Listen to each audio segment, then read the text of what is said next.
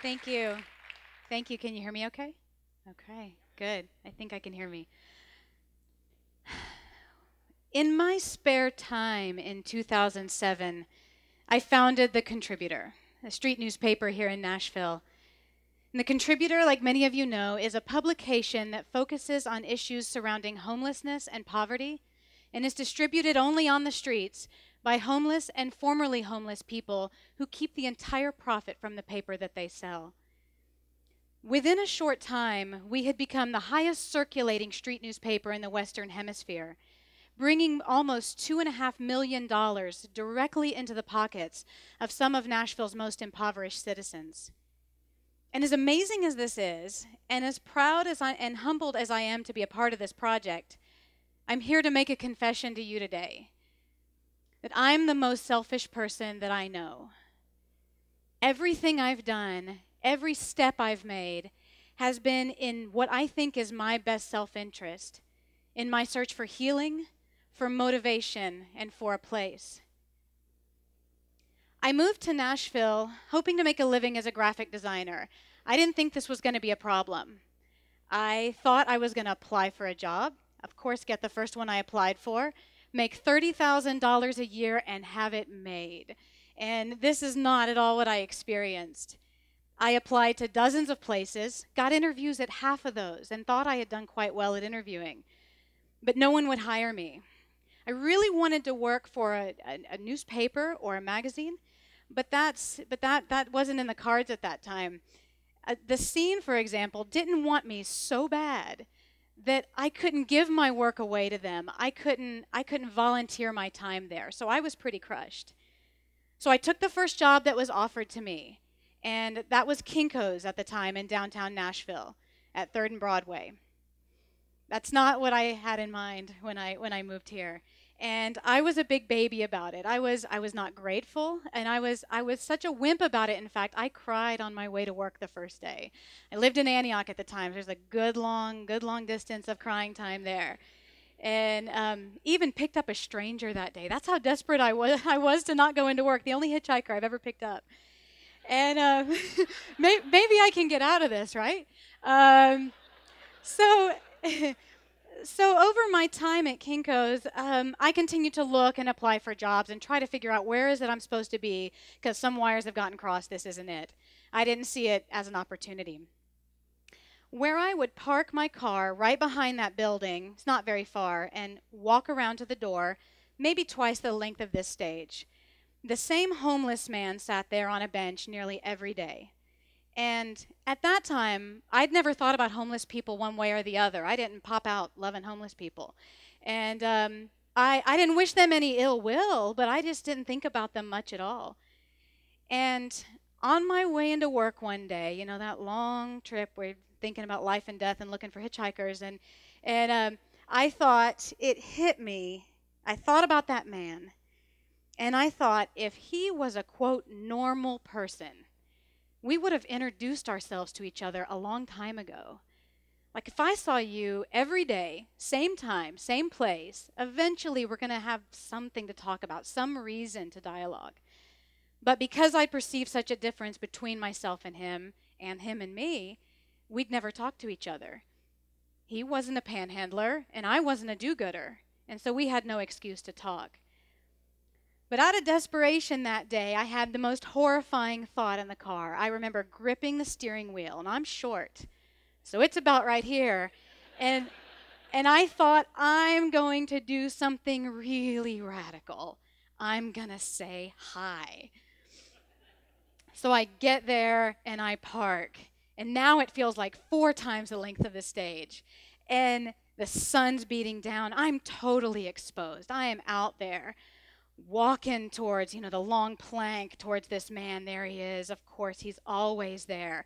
Past the stinky dumpster. You know, I felt like I must have been like a high school boy about to ask someone to dance. I mean, this is what this was like. I'm shaking.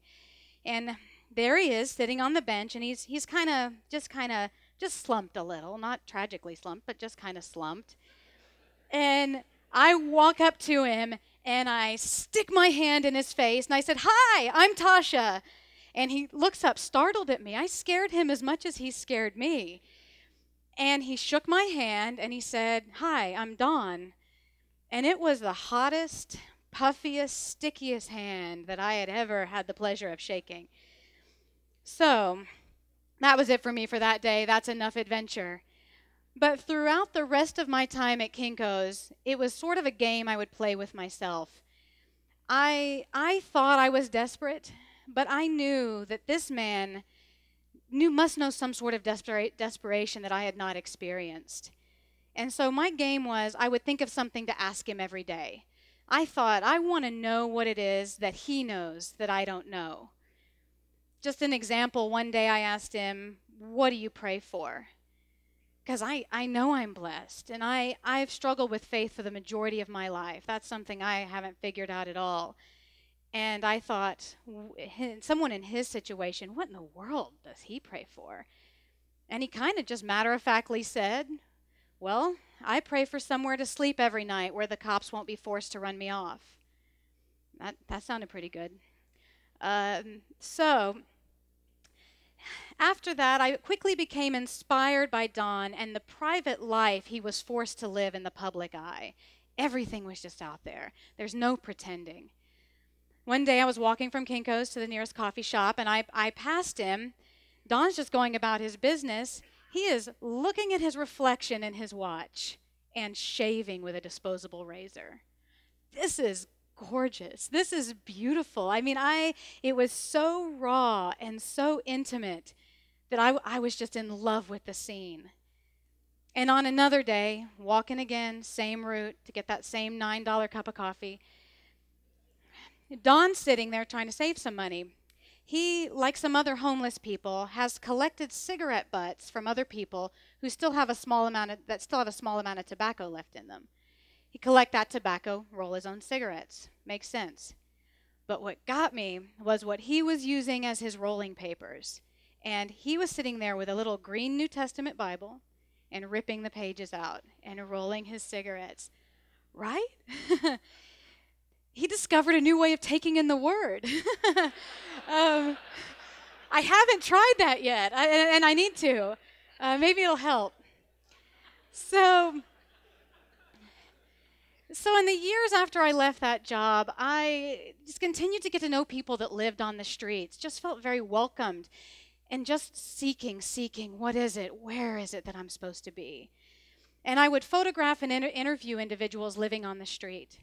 And I have a background in photojournalism, so my inspiration just manifests itself in a very visual way. So during the height of this kind of passion and seeking for me within this community, I heard something on NPR. We're all big NPR fans today. And it was a commentary, a beautiful commentary by a man named Lee Stringer. And he was talking about life and death, and his mother's death in particular, and about the importance and the value of looking life straight in the face, especially in the really uncomfortable moments. And I'm just in love with this guy. And the thing that got me again is at the end, the host said, "This is Lee Stringer, blah, blah, blah, author, of course, blah, blah, blah, blah, homeless, cut." And I was like, I must have misunderstood that. I must have misheard that. There's no way. Because as long as I'd been spending time with people on the streets, and as many friends as I had out there, I still had my own biases, my prejudices against our homeless community. And I thought, this man on the radio, for one, he's on the radio. That's got to mean something. And for two, he sounded way too sane, sober to have ever been homeless. And so I went home, Googled him. Sure enough, had a book called Grand Central Winter, and it's about his time on the streets. And in part of Lee's story is that he, at one point in his dozen years on the streets in New York, became the editor of a street newspaper. And that's where I learned a little more about what a street newspaper was and how it worked. So I just filed that away. Continued to look for work, look for my place. And in my last interview at the Tennessean, I'd applied for a few jobs at the Tennessean. And in my last one, the interviewer said to me, she said, "You're sitting very casually. Do you think you can really fit in here?" Do you think you can conform? And this is a graphic design job. I'm not out there asking for money. And of course, I said yes. I was going to do what it took to be there. But I didn't get the job. And the answer is really no. If you've got a problem with the way I'm sitting, then you've got a problem with me. So if anyone knows what it's like to be criticized for how and where they are sitting, it's our homeless community. And I needed to be around people who looked on the outside like I felt on the inside. And so I was so desperate to work for a publication, still willing to do it for free. And I did so for 2.5 years, the first 2.5 years the contributor. So I founded my own paper. I needed to buy my way, in a sense, into the world of journalism and earn my place in our homeless community. I don't have any kind of social work or psychology degree, so I didn't belong in either world. And so I tried to create something that earned my place in both of those, that was the right mix of skills and passion that manifested in this product. In Grand Central Winter, Lee Stringer says towards the end, when speaking about his own addiction, that the addict is being propelled toward a point of decision that the rest of us find time and reason to avoid indefinitely. Addiction's not my thing, but addiction is the thing for some of you. And addiction is the thing for some people who live on the streets. But I still have my thing. I still have a point of decision I need to get to. I just have the luxury and the curse of being able to have the time and reason to avoid that. But to the best of my ability, I choose to be uncomfortable as much as possible. People often regurgitate my story to me as, she reached out to help that first homeless man, and look at what's become of it. That's not my story. If you hear anything, please hear, I'm the one looking for help in this story. I'm the one who sees this man, sees someone who has more life experience that I can shake a stick at. And I want to know what he knows that I don't know. I'm looking to people who have struggled more than we ever even want to know to figure out what it is that I need to know about life. How many of you have met a homeless person because of the contributor? How many of you now know somebody? Raise your hands, I can see you. That's great. And how many of you know their names? Can you call out some names? Snow. That's great. That's great. And that's amazing work. You're doing amazing work. Thanks to you, nearly half of our 400 vendors now have a place they call home. And isn't that all what we're looking for? In fact, as wonderful as that is, as wonderful work as you're doing out there with our vendors, I'm going to bet that for more than a couple of you, you're the one being benefited as much or more than they are.